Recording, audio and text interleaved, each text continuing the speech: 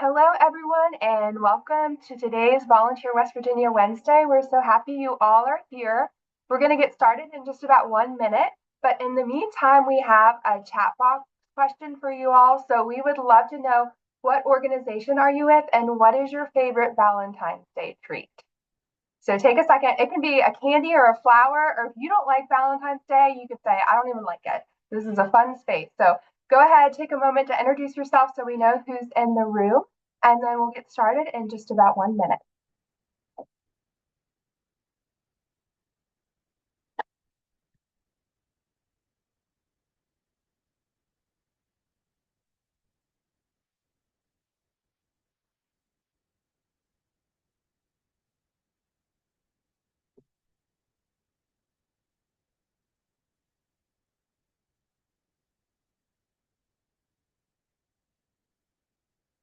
All right, so the answers are rolling in. We started out strong with the Reese Heart, which is my favorite. Thanks, Callie. I love a Reese Heart. Some reason they taste better when they're in a shape. And what else do we have? Hey, Courtney, it's good to see you. She likes a gluten-free cheesecake. That sounds delicious. I agree. Can't go wrong with that.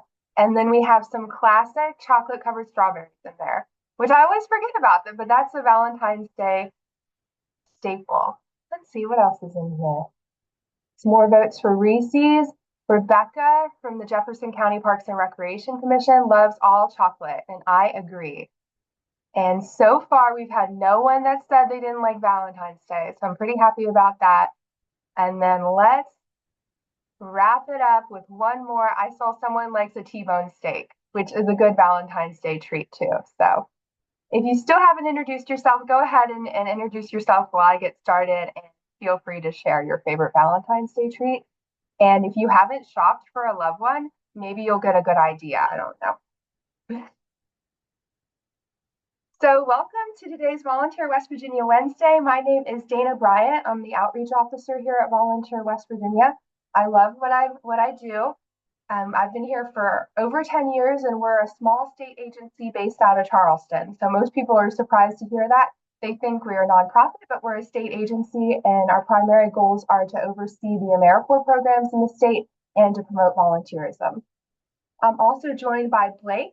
She is our program officer, and she's going to be helping out in the waiting room. So if you need to leave during today's meeting, she'll let you back in, or if you have any questions, you can put them in the chat box, and we'll do our best to answer them.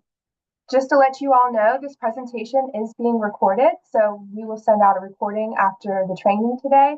So if you need to leave, it's no problem, or if you weren't able to attend live, welcome. So if you've never joined us before, this is our Volunteer West Virginia Wednesday series. It is a free monthly webinar series where we explain our programs, network, provide trainings, and most of all, we have fun. So this is going to be an informal use of an hour. So feel free to sit back and relax and just enjoy yourself. We have a really great calendar this year. If you haven't looked at it yet, there's all kinds of cool trainings coming up. So in March for AmeriCorps Week, we're going to be talking all about AmeriCorps. So if you've never heard of AmeriCorps before, it's likened to the Domestic Peace Corps. You can serve your country for 1 year, or you can host an AmeriCorps member at your nonprofit. So if you're interested in that, you can join us on March 12th. And then in April for National Volunteer Month, we're going to be talking all about volunteer recognition, which is one of my favorite topics, because our volunteers work so hard, we need to recognize them and say thank you. So that should be a really great webinar. We're going to collect ideas from across the state of different ways to recognize your volunteers. And then in May, this is one of our most popular trainings. We do it every year. It is grant writing nuts and bolts with Nikki Colehart from the Grant Advantage. And that's going to be a 2-hour training. So if you want to learn more about writing grants, tips for success, and where to find grants, you're definitely going to want to sign up for that webinar. And then Nikki will be joining us again in June for the top 8 mistakes made after winning the grant, which is really interesting. So she's going to be talking about common mistakes that are made to prevent you from making them. So this is just a short sample of our webinar series. It's going to be all year long. So to see the whole calendar, you can go to our website at volunteerwv.gov and sign up. So today we're going to be learning all about social media. It's going to be a really wonderful presentation. It's a treat. And here's the bullets of all the different things we're going to be talking about today. So I'm not going to go through each of these, but it's an impressive list just to kind of help you understand what we're going to be talking about. So we're going to be starting out with some social media tips, and then we're going to talk about building relationships, measuring your impact, and then we're going to even do a case study from Main Street Fairmont. So this is going to be a really practical training with lots of really good tools and resources. And then at the end, we're going to do resources and tools, and we're going to have a handout to send you all to help with your social media. So just know that I'm going to send these slides and that handout and this recording after today's webinar, so you don't need to take notes of all these wonderful things we're going to learn about today.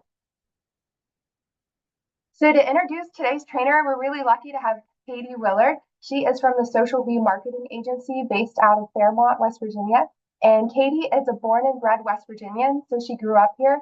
She carries forward her family's legacy of entrepreneurship and integrity in the Mountain State. So Katie's father was a small business owner for 40 years, and Katie knew early on that her path was to make an impact by building connections and empowering brands. And Katie has over a decade of experience in content marketing, and she has driven growth for public and private sectors alike, so businesses and nonprofits just like you all, leading creative teams and developing award-winning digital campaigns along the way. So you all are in for a treat. We have an expert in the house. Having managed social strategies for over 100 brands, Katie brings a people-first approach, blending strategic thinking with authentic storytelling that connects and converts. So I am really happy to introduce our special guest and trainer, Katie. Welcome. Thank you, Dana and Blake and Volunteer West Virginia for having me today. I'm super excited to dive into this. This is very near and dear to me, talking with nonprofits because you guys make the most impact in our state and beyond. And I'm ready to dive in and hopefully give you some useful tips and tricks when you're managing your social media. Okay, so are we ready for me to share my screen? We are ready to go. Okay. Let me...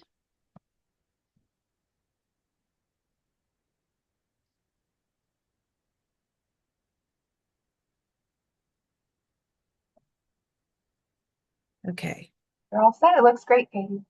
Okay, so let's get started. First things first, I like to make this a little interactive. So I would love for you guys to take a picture of your webinar screen, your computer screen, your office space. Take a picture of you attending this webinar and then write a fun caption, which I have an idea here for you if you need some help. Tag Volunteer West Virginia, the Social BWV, and we'll see that and we'll share you on our stories and help get your nonprofit out there a little bit. So please feel free to share anything that you're learning here today, and we'll make sure to share it on our channels as well. So just a little bit about the Social Bee. Again, I'm the CEO. I launched the Social Bee at the beginning of 2020. We work with a variety of organizations, small businesses, nonprofits, state government. We really have a diverse range of clients that we work with.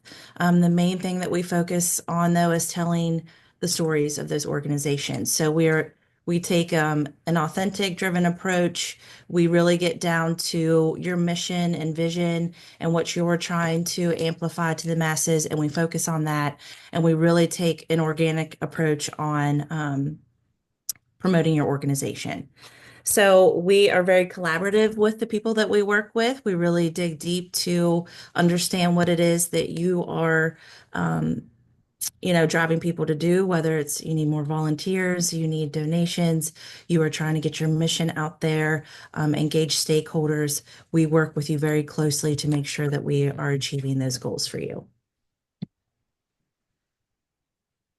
Let's see here. Okay, so why social media matters for nonprofits. So social media creates a direct line to your supporters and stakeholders. It's so important for nonprofits. 71% of nonprofits globally believe social media is crucial for increasing visibility. So if you think about, when you're looking up an organization, when you're even deciding where you're going to go to dinner, say you're going somewhere new or you just need some ideas, typically you're going to social media first. So if you think about your nonprofit on social media, that is your digital first impression that people are seeing of you. So you want to make sure it's a good one. Because 3.96 billion social media users worldwide. So that is huge. Your supporters online, they live there, and that's how you want to reach them.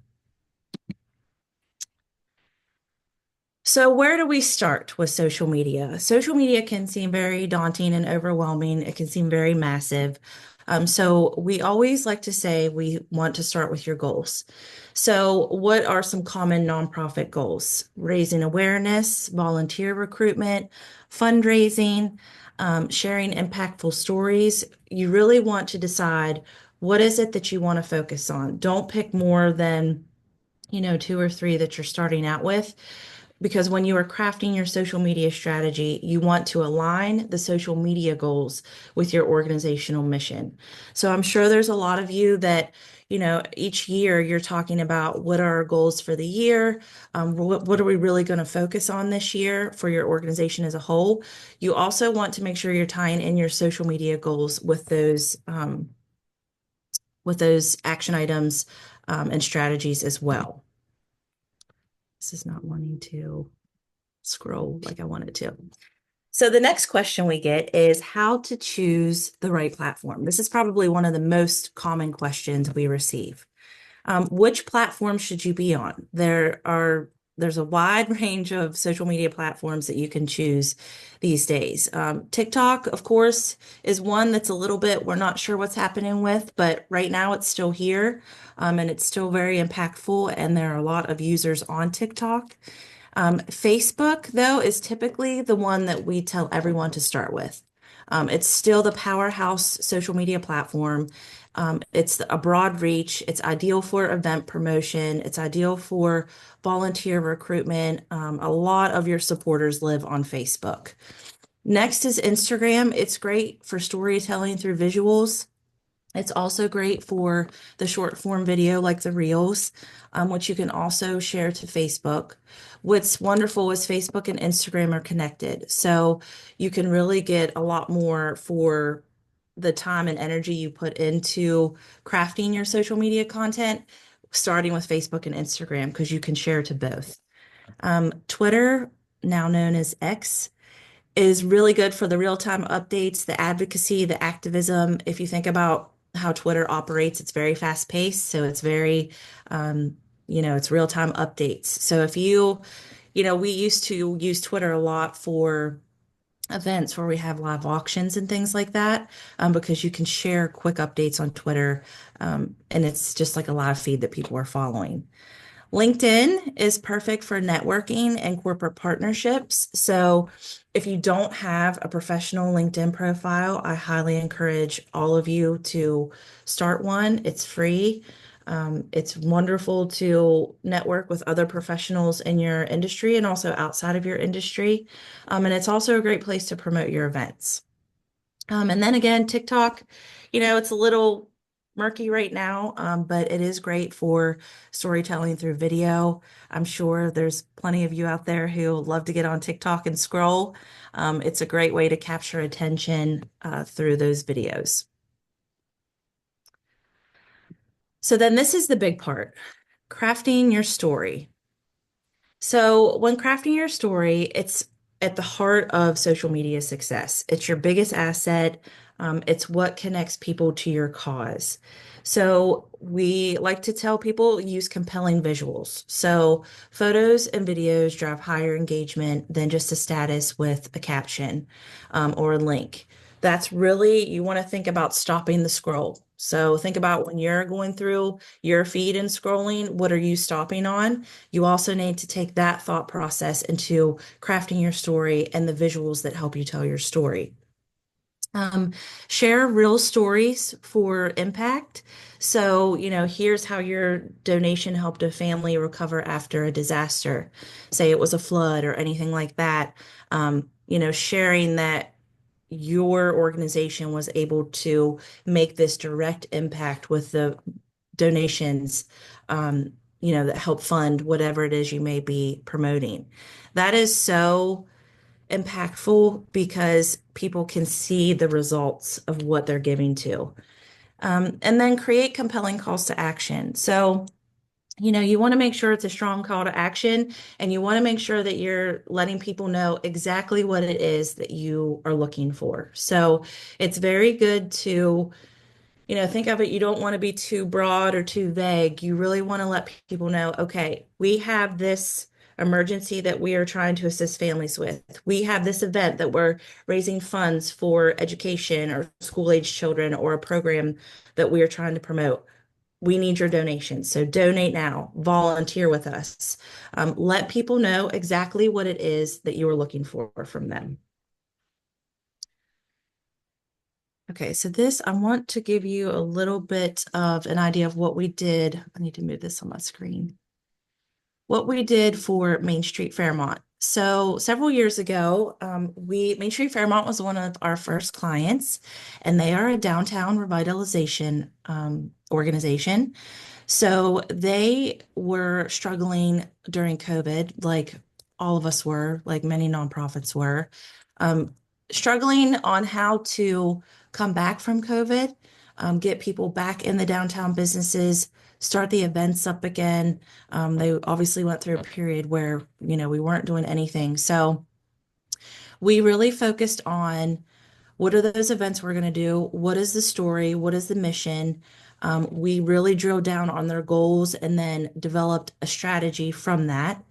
And it was really to start promoting the downtown businesses. So we started a campaign where we would go to the downtown businesses and help promote, their products, their services, what they offer the community, but also why they love being in the community. So we did short form videos, and then we just went and took some photos, and we would tag the businesses through Main Street Fairmont's profile. And that was a big campaign. But then we also promoted the events that they were starting back up, the volunteer um, opportunities for people in the community to come out and do a beautification project. And, we did a downtown cleanup that we invited people to attend. So we started to get more people engaged in the social media channels that help show the content more in people's feeds. Within the first year of doing this campaign, doing several mini campaigns, and just promoting more of their story and what they offered the community, we saw an 83% increase in impressions. So we saw over 1 million impressions, and engagements increased by 41%. So we saw over 94,000 people engaged.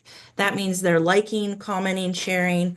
So those numbers were huge to us because that meant that people were starting to engage again, and they started seeing more volunteers come out, and they started seeing results just from having a consistent posting schedule, crafting the story, and putting a little bit of strategy behind it. We were able to see significant results. Okay, so off of that, so how we were able to build relationships online. So one thing that we make sure to do is respond to comments and messages. So when you're putting information out there, like if you're asking for volunteers or you have an event you're promoting or a program, some initiative that you're promoting, and people are responding to you in the comments or they're sending you direct messages, it is extremely, extremely important to respond to those, because the word that you hear all the time is the algorithm. So the algorithm picks that up, and it is so it lets the algorithm know that you are responding to what people are engaging with, which starts to show your stuff in people's feeds more. But it also shows people that you're transparent, you're open, you're honest, you're responding to any of their comments. They're most likely going to comment something quickly on a Facebook post before they're going to call. So, if you're not responding to those comments, they may get a negative first impression because you're not engaging with them. So that is extremely important. We love to post polls, Q&A sessions, behind the scenes footage. So if you look on this slide for the State Fair of West Virginia, this is just an example of a poll that we put up for them. We wanted to know, how much they were willing to pay for a concert ticket. It's a hot topic for the State Fair of West Virginia. So we put up a poll, we got their feedback, but this is a very quick way that you can get information from your followers and your advocates. So, you could think of, what type of events do you like to attend? What type of professional networking opportunities do you value? You could do a quick poll like that and get immediate feedback to help you even with your overarching strategy in your organization. And it's also a great way to get engagement because if you notice, people didn't just respond to the poll, they also left comments. So we got 1.3 thousand comments on this post because it's something that they really wanted to make sure their voice was heard. So it's a very quick and easy feature that you can use on Facebook. You can also do polls on Instagram stories. So that's something that we really love to utilize. Um, and then don't forget to collaborate with other organizations. You could call them influencers, micro influencers, but also just your partners in the space. If you're both attending an event, it's great to tag each other in your posts about the event because that's cross promotion, sharing other organizations, things that they have going on as well. It shows that you're invested in the community, not just with your organization, but others as well.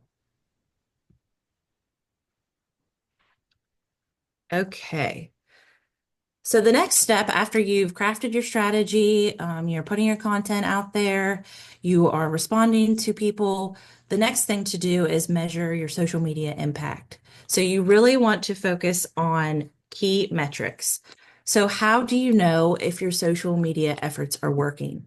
I know a lot of you are strapped for time. I know it's very important that you are making the best use of your time, that you are being efficient in what you're doing, you're focusing on high priority things. But social media is a high priority tactic because you can gain so much value from it. But you want to make sure it's working.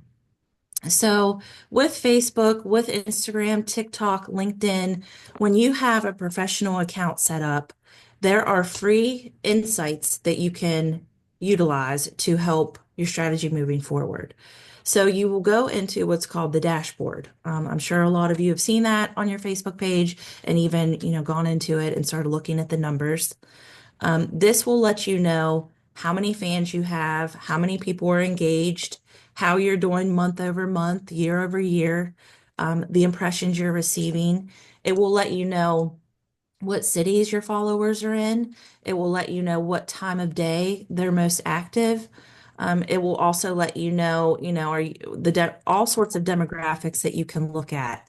The one that we really focus on the most is engagement. I always tell people it is better to have 100 engaged followers versus 10,000 followers that aren't interacting with any of your content. Follower count is more of what we call a vanity metric. It's not really what you want to focus on. You really want to focus on people resonating with what you're putting out there. So you really want to make sure that people are sharing, commenting, taking some form of action on your content. Then we also look at reach. So we want to make sure that, we're reaching as many people as possible.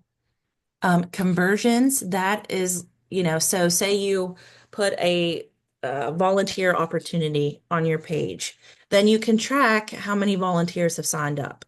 So, we want to watch those conversions. Or if you're trying to increase your donations by 10% this year, we would look at social media, look at the donations you're receiving. Hopefully your website has some form of analytics that let you know where people are coming from. It'll tell you if people are coming from social media or, direct search, things like that. That's how we track conversions.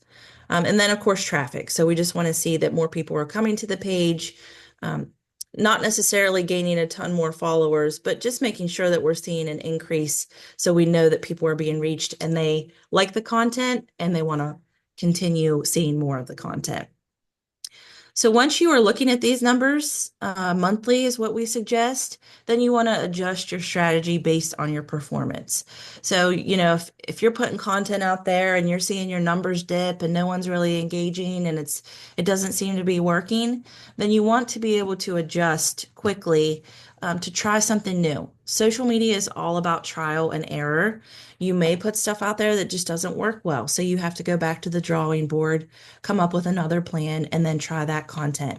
That is what you should be doing. There's nothing wrong with that. Don't get discouraged if your content doesn't seem to be resonating. You just need to find what works and then really build on that and continue.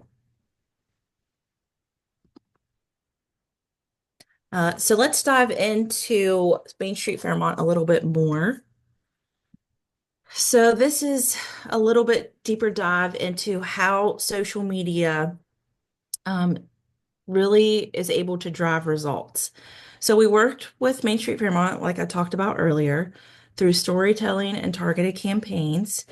We worked on their sponsorship pitch packet. So we made sure that they had a really good product that they were putting out there, but then also taking that product and condensing it for social media. And we shared the sponsorship opportunities on social media, but not just that sponsorship opportunities were available, but what these events that companies could sponsor, how they really impact the community. So we really focused on getting compelling visuals and video from the events that Main Street Fairmont hosted throughout the year to really help tell the story of how they're revitalizing the downtown. So through that corporate giving program and sharing the story of how the corporate giving impacted the community, the social media audience grew by 70%. The volunteer signups grew by 30%, and they saw a 20% rise in donations. So they implemented a corporate giving program, and within the first 3 years of its existence, it garnered in excess of $250,000, which was a huge accomplishment for Main Street Fairmont. So this really helps show that when social media is used strategically, it can make a real difference. And we can, if you guys have more questions about that, we'll go through that here at the end. So I know this is super important. I touched upon this earlier, but how to make the best use of your time. So I'm going to go through a few things that we call high impact activities, and then I'm going to go through a few things that you can kind of knock off your list that aren't as important to help you really make the best use of what you're doing. So we love to batch create and schedule content. You may have heard of this, but this is spending an hour a week planning posts in advance. So right now, our agency is batch creating content for March. So what we'll do first is look for national holidays and find any that apply to the people that we work with. And then we will work on, okay, do we have an event coming up? Do we have ticket sales that we need to push? Do we have donations that our client wants to push? Do we have a campaign that we're running that's telling an impactful story about volunteers within a nonprofit? So we'll put that content into the calendar. Another way to batch create content is thinking about you probably have a lot of great success stories, testimonials that you've received. You could plan one a week. So there's 4 posts right away, 4 testimonials, 4 posts, quick and easy to schedule out. So we put that into a content calendar to help us stay organized. Then, if you can, spend 15 to 30 minutes daily engaging with your audience. If you think, I know I'm guilty of it, and I know everyone's guilty of it, but you spend time scrolling your phone during your workday. If you just take maybe one of those times that you're scrolling your phone to do some engagement, checking your Facebook page, checking your Instagram page, and giving a comment, a heart, responding to it, responding to a direct message, that goes a long way with your audience, and it goes a long way with helping your engagement numbers on social media. Thank donors, reply to comments, like I said, like and comment on supporters' posts to boost community engagement. It's so very important that you take time to do that. If you can't do it 15 to 30 minutes daily, try to do it 30 minutes a week. Just, pick one day where you say, okay, today I'm going to do engagements for 15 to 30 minutes and start there. It's better to start small than to not start at all. And then prioritize storytelling and impact post. So, like I said, share at least one impact story per week, whatever success story that may be, whatever that looks like for your organization. It's so important to share the impactful work you're doing, because if you don't tell your story, who is going to tell your story? And you are the one that knows it the best. So it's so important to make sure that you are sharing what you're doing in the community. Highlight your volunteers, your donors, or other nonprofits you serve or you partner with, because they are the ones that really help things run for you as well. They're the ones helping you behind the scenes. And, it's a very thankless job, but it's important to showcase those people because they are also involved in the community. And so that helps build trust, helps build relationships, but also brings a human element to your organization. And then make sure you're checking those analytics weekly. If weekly seems like too much when you start, do it monthly. At the beginning of each month, look at your analytics for the previous month, what's working, what's not, and then adjust your strategy. Okay, so what to avoid, what you can take off your list. These are the time wasters. Mindless scrolling. So don't just get on your phone and scroll, scroll, scroll and never engage or comment or interact. That is just, that's just really not helping you at all. And it only takes a second to heart a comment. And it just makes a big difference in your engagement numbers. Don't post without a clear call to action. So you always want to make sure you're driving action, whether you're sending people to your website, they're signing up for a webinar, you want them to share your content, you want them to donate. Make sure you let people know exactly what it is you're looking for. And don't ignore your analytics. So, sometimes Facebook will send you those notifications that, hey, your post this week reached 45% more people than posts that you've been posting lately. That is Facebook telling you this content worked really well for you. We also love that this content worked well for you. Do more of it. So don't ignore things like that. And again, block out 15 minutes daily if you can for engagement. If not, try weekly and make sure you're doing 1 hour weekly for content planning. Okay, let's see here. So then something else that's helpful, I'll go through these resources and tools. So these are low cost tools. Most of them are free. And a lot of these tools too offer nonprofit discounts or they offer nonprofits access to them for free. So for social media scheduling and management, of course, there's Meta Business Suite. So if you have Facebook and Instagram, you can get into Meta Business Suite and they have a calendar. You can schedule your content. You can tailor it to Facebook and Instagram. You can add your hashtags to Instagram. And then you can schedule, say you wanted a post to go out 2 weeks from now on a Wednesday at 12 p.m. You can schedule your content ahead of time so you're not working on it day to day. Then there are other tools like Buffer and Hootsuite. This is more if you have multiple platforms like Facebook, Instagram, LinkedIn, TikTok. Say you have all of them, you may need a little bit more robust scheduling platform than Meta Business Suite. So graphic design and video editing. This is super important. Obviously, if you're creating your content and you want to create compelling visuals, it's important to have some good graphic design software. So just like this presentation is on, we use Canva quite a bit. What's nice about Canva is that you can bring your organization's brand into Canva, so you can customize anything to look cohesive across all of your channels, whether it be website, email, social media.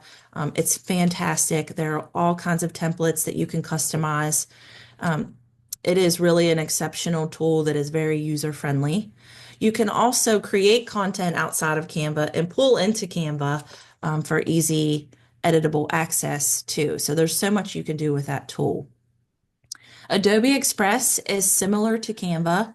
If any of you have Adobe Creative Cloud, you have access to Adobe Express.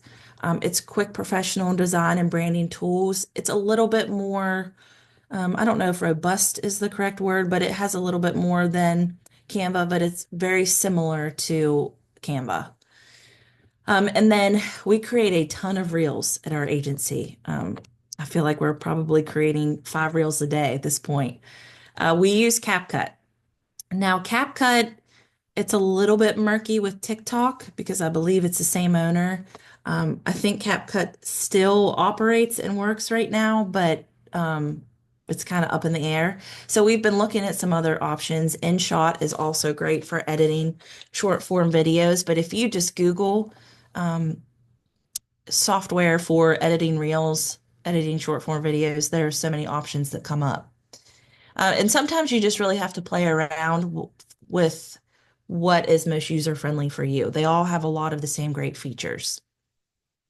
I've talked a lot about analytics. So, Google Analytics is a free tool that you can embed onto your website, and that will track traffic from social media.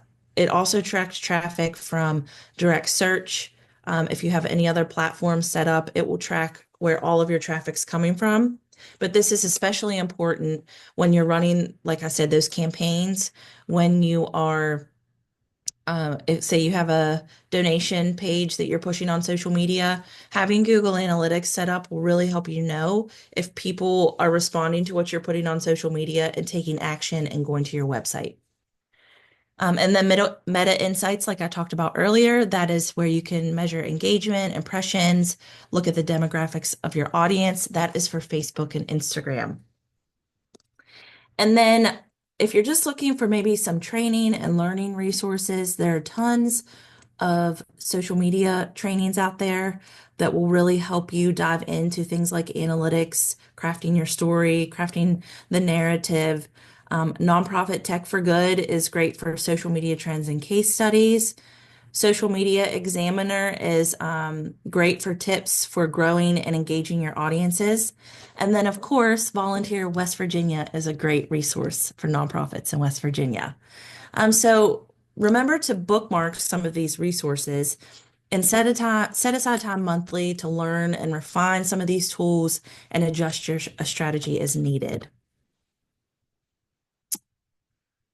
Okay, let's see how we're doing on time. So I know I went through a lot. So I'm happy to answer any questions you have, any things you want to discuss, things, even if you want to talk about things that you have done that have really worked well. Um, the floor is open.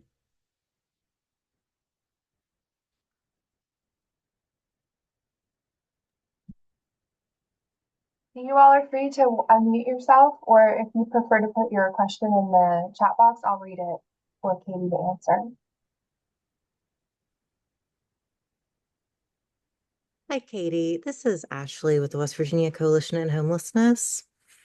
Internally, we've been discussing recently the kind of, there seems to be a bit of an exodus from Facebook, Instagram, the meta universe of things. I just wanted to know if any of your team had any experience with some of the new alternatives hitting the market, like Blue Sky or some of the other alternatives, and if you've noticed a growing of engagement on any of those platforms. Yeah, that's an excellent question. Thank you, Ashley. We have really checked out Blue Sky. We are monitoring those platforms and watching them. We do notice that, the powerhouses are still Facebook, Instagram, TikTok. So we still put a lot of effort there because what we don't want to do is really put a lot of effort into a platform that we don't know if it has the longevity that something like Facebook does. People may be leaving Facebook, but they'll come back to it because it is still the powerhouse. It's not going anywhere. Um, so we do watch them closely, but we still focus on the ones that we know are going to get us immediate results. Right. Okay. Thank you so much. Mhm. Hey, Katie, this is Robbie Queen with the CAMC Foundation in Charleston.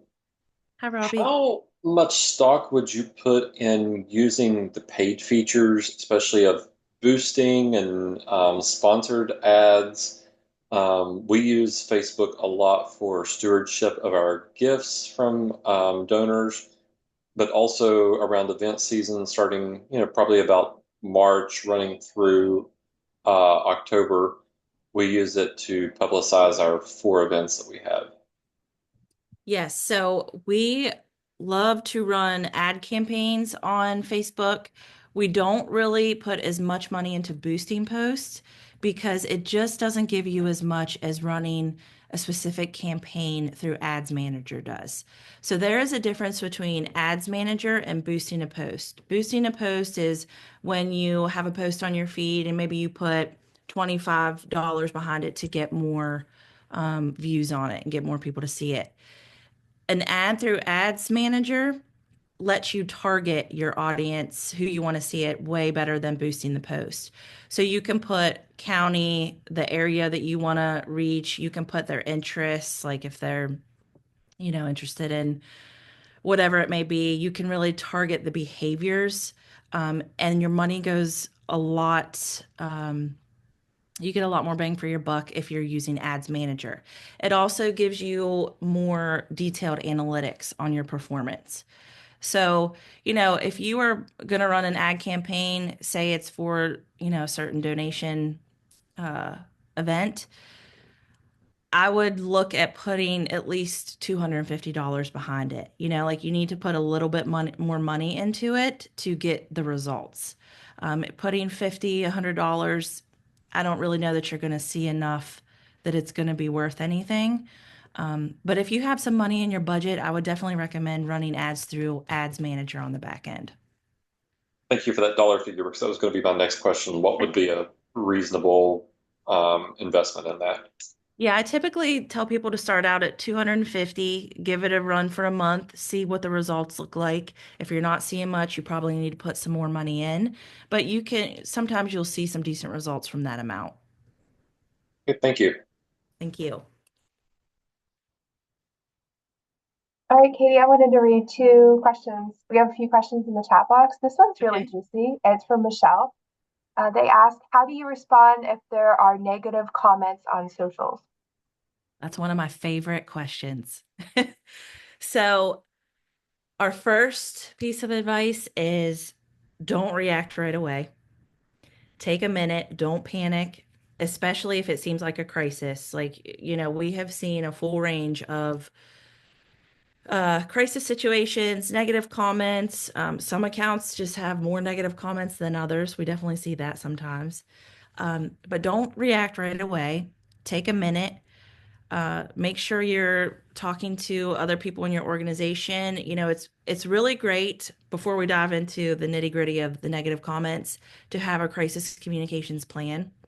So building into that crisis communications plan a social media component. So how do we handle negative comments as an agency? Who is the person that's managing the social? Who is the main point of contact? Do we need to engage anyone else in the organization to address the issue? It's great that everyone is on the same page for anything like that may happen, so you feel prepared. A lot of times we will ignore negative comments. We do not engage. Because what you will find is you're typically in a losing battle if someone's pretty upset. If you do respond, you respond with the facts, and that's it. You don't put any emotion or opinion or anything like that into your response. And, a lot of times too, your advocates will defend you. So say it's something crazy that someone's commenting on your post, it's just way out of left field and doesn't make sense. Typically, the people that support you will come defend you in the comments. But if you get into a back and forth with someone, it really, really tarnishes your reputation because it just looks like you're fighting with someone in the comments. We see enough negativity all day, every day on social media. It's best to leave things alone that are very opinionated. Awesome. Thanks, Katie. Mm-hmm. Okay. Michelle or Madeline Risk asked, you said that most posts should have a call to action. Sometimes I post more casual fun reels to boost engagement that don't necessarily have a call to action. Is that worth my time? It is still worth your time. You could still add a call to action to it. So say it's a fun reel. I'm thinking of one that we do. Maybe it's showing something, say we're at an event and there's a cute animal or something like that, and we make a cute reel out of it. We'll say, share with someone who needs to see something cute on their feed today. because you are still telling people to share your content and getting it in front of more people. So there are creative ways that you can add a call to action that may not necessarily be donate or volunteer or whatever it may be, but just something for people to engage with your content. And you can even look up, creative call to action options to include on engaging reels, and you'll get lots of ideas. Or say it's like pizza day and you're sharing some pizza day stuff. A call to action could be, what's your favorite pizza topping? Just to get some engagement on that post. Yeah, I like that. That's a good one. Thanks, Katie. Let's see. I think we have like three more questions in here.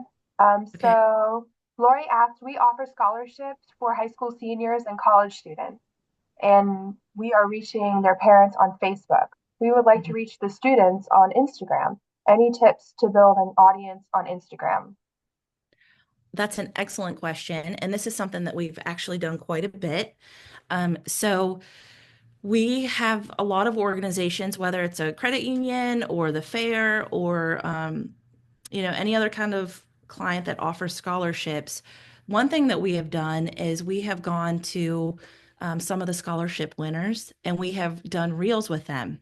So whether it's them sharing where they're going to school, what they're excited about, we have gotten the students' testimonials to share on Instagram in reel form, share to the stories because they love to see that and they love to share it.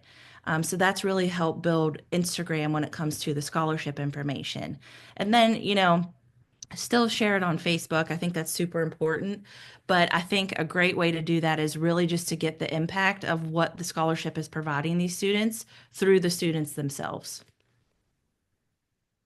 This is a good question. This one is from Abigail Cunningham. She said her nonprofit serves children with disabilities and their families. Running social media can be a bit difficult as photos are limited because of photo releases and trying to be respectful and not exploitive.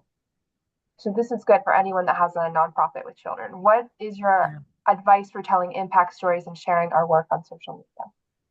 Yeah, so we get that a lot too. That's a great question. Sometimes things are very confidential or sensitive or whatever it may be, especially when you're working with children in that lower age group. One way to do that is to create some templates, like some testimonial templates, some story templates that, you can go into Canva, brand the graphics to your organization and share more of the written form. So, you're still sharing the story, but you're not giving away any sensitive information, not sharing photos. And you can also use different graphic elements. So, maybe it's a graphic element of a child. It's not a picture, it's just a design element, but it's still engaging and looks nice on the feed. But doing more of those carousel posts. So when you see on Instagram, you can have 10 slides. It may be more now. I think you might be able to do 20. But you can really share your story across the slides so people can scroll it and read the story. You can share impact numbers, statistics. There are ways to get creative with your content where you don't necessarily have to use a lot of photos. And, we don't do this a lot, but you can also look at stock photo options. That is something that if you really just don't have anything you can utilize, you can look at stock photos. If you have a really nice story that you'd like to share, you can also just take a pretty scenic photo. So maybe it's a beautiful day outside, the sun is shining, it's a wonderful story. That's a photo that people are going to stop and look at, and then they're going to read the caption and the story that you have to share.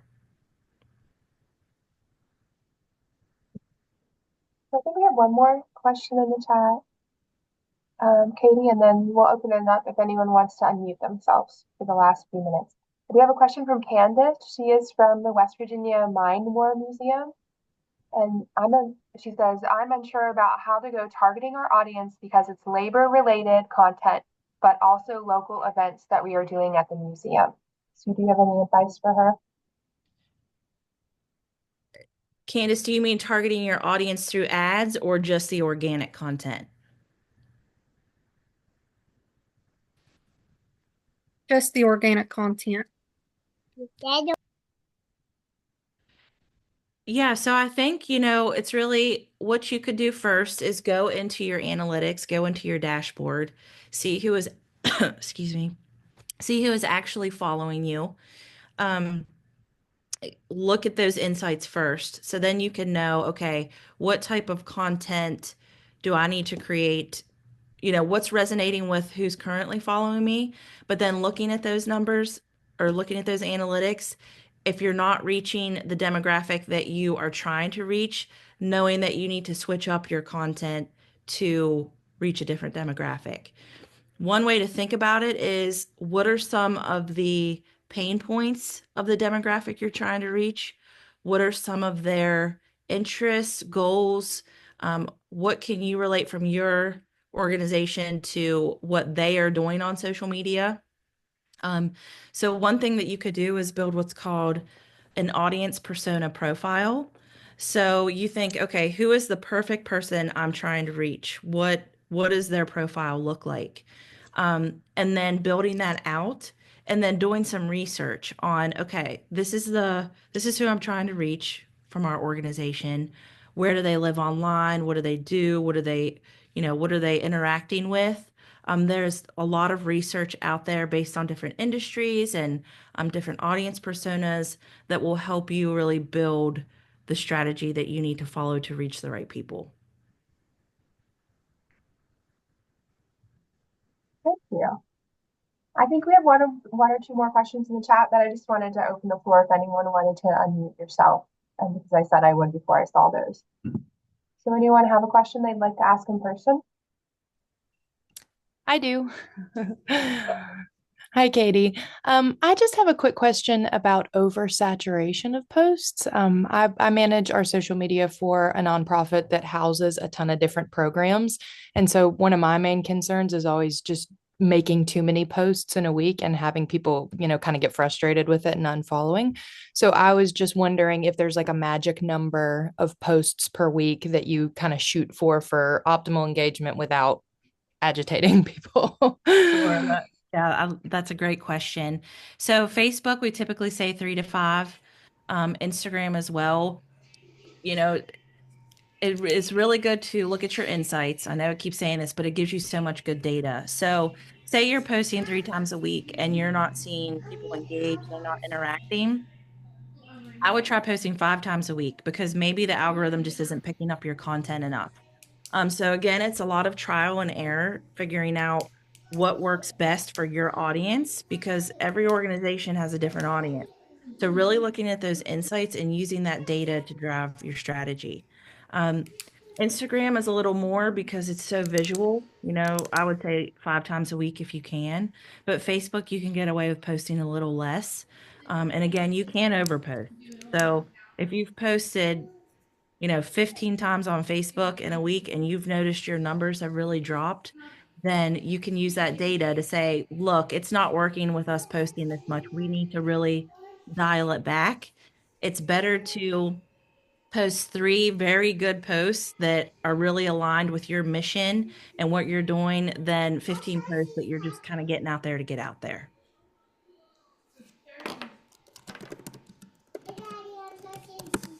Cameron, did you have a question? I saw you unmuted yourself. Yes, I did. Hi, Katie. Hi, Cameron. I wanted to ask, what do you think the future, in your opinion, looks like for social media when it comes to nonprofits? That is a great question. Thank you, Cameron. Yeah, the future looks bright for nonprofits on social media. I mean, I think social media, number one, isn't going anywhere. So it is here to stay. We have so many tools at our fingertips now that make it easier for you to post content, the photos, the visuals, the videos. We have a lot going on with AI at the moment, and that's definitely going to be building and going into the future. There's that handy little tool called ChatGPT. If you are a nonprofit and you're really strapped for time, you can take a tool like that, say, build me a content plan for 30 days, and here's what I want you to include. Here's the points that we need to hit and the people we need to reach, and it'll build you a plan and help you develop your social media strategy within 5 minutes. So there's a lot more tools out there for you to use now to really help drive your mission home on social. And I just think, the most important thing to remember is your supporters are online. So you need to make sure that you are online with them as well. Definitely. Thank you. Thank you, Cameron. Thanks, Cameron. That was a cool question. I like that. Anyone else? Would you like to unmute yourself and ask Katie a question? Hi, Katie. This is Joni. I'm working as a volunteer with a local museum here, and they do have a Facebook presence, but everybody is volunteer, including me. They don't really have any staff per se, and the volunteers are kind of, I want to say, willy-nilly. They don't like have a consistent and a lot of the volunteers are older, so they're not real familiar with Facebook, but I would like to help them get more of a presence on Facebook and Instagram because I think that it would help with getting their museum and what they have available out there because they have one of the only round barns left in West Virginia. And they do a lot of tours, but I think it needs to be more widespread of what's available. So do you have any suggestions for kind of slowly ramping up their Facebook and their Instagram presence? Yeah, so I would start with just one platform. I would start with Facebook and I would really master that platform. And Okay. then, because it can seem a little daunting and overwhelming. So I always recommend you start with one. And then when you feel like you've really got that one down, that's when you branch out. Okay. One thing you could look at is offering, asking for a social media intern. So there are a lot of people out there looking for internships, especially when it comes to social media and digital marketing. And Okay. there's a lot of younger folk who are really interested in just getting experience in the space, and Okay. they're on social media all day, every day. So it's a great way to get some more help and resources to really help build the profile. That's a great suggestion. Thank you so much. You're welcome. All right, I think we have time for one more question. I know there's one or two I didn't get in the chat box. So if you want to ask a question, you can. Anyone else want to ask a question? Hey, Lexus. Hey, I'm with the Brooke Hancock Family Support Center, and I was just wondering how many times we should be posting on our story. Like, should it be like per day or per week? Yeah, so if you can post to your story once a day, that's great. Typically, any post that you put on your feed, you should put on your story, because that ensures that people see your post. Because not everyone scrolls the feed, but a lot of people definitely flip through those stories. Um, and then, when you have events, posting live, anything like that is great. But yeah, if you could post to your story once a day, that's fantastic, because stories do hold a lot of weight in the algorithm. Thank you. Thank you. And Katie, just to build off of that, someone asked when's the best time of day to post? Should you do it consistently or the same time or different times throughout the week? So again, I'm going to tell you to look at your insights because every profile is different. So you may notice you have people online at 9 p.m. and that may seem weird, but try posting at 9 p.m. because that's when your audience is most active. If you think about when people typically scroll their phones, that's when you want to hit them with the content. But each profile is different. So, we may have one profile that their audience is most active Wednesday at 2 p.m., but then another profile, it's most active Friday at 4 p.m. So you really want to look at those insights because it'll tell you exactly when your people are online. Awesome. Well, 1 minute before 2 o'clock. This was an awesome webinar, Katie. I'm glad we had so many questions at the end and time to answer everyone's questions. Do you have any final thoughts you want to share before we say goodbye? It's been a wonderful to speak with all of you. Thank you for the participation and the questions. Please feel free to reach out if you have any other questions. Here's our contact information, and we look forward to doing another webinar later in the year. Yeah, you're right. Katie will be back. Katie, please remind me what month it is because I'm blanking. It is October. Okay, and you'll be back to train us on I believe we are talking about, what did we I decide? just forgot. I'll pull it up. It is another marketing topic. I know that. Let me pull it up. I'll give you all a sneak peek. We haven't made it out to October yet. It feels so far away, but Katie will be back with another webinar for you all. And the topic is going to be, oh, you all are going to love this. The power of people, creative volunteer recruitment for nonprofits. How did I get? So forget that. So volunteer recruitment in October with Katie. I know you all are going to love that. That's a very popular topic. So be sure to put that on your calendar. That is going to be on October 8th, and we'll see her then. And thank you so much, Katie. I love today's webinar. It turned out great. Thank you. You're welcome. Bye, everyone. See you next month. Take care.